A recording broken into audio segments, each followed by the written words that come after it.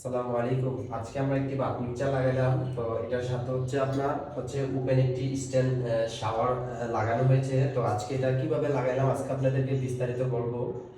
তো এখানে যে আপনার লিভারটা দেখতে পাচ্ছেন, তো এখানে আপনার এদিকে আসো। তো এখানে আপনার লুগো দেওয়া আছে, কোল এবং কি ঠান্ডা। তো দুই প্রকার এখানে দেওয়া আছে। হাতের ডাইনে আপনার ঠান্ডা, হাতের বামে গরম।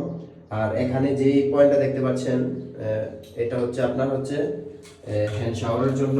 তো এটাতে আপনার কিন্তু তিনটা সেক্টর রয়েছে, মিডিয়াম, ডিপ, হাই। তো এই যে এখানে আপনার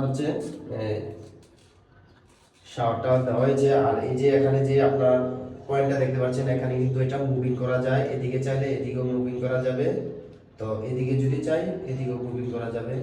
তো এটা যদি আমি উপরের দিকে দেই তাহলে কিন্তু ঠান্ডা গরম মিক্স হবে। তো উপরে যে সিলিং শাওয়ারটা দেখতে পাচ্ছেন, তো অবশ্যই জানাবেন কেমন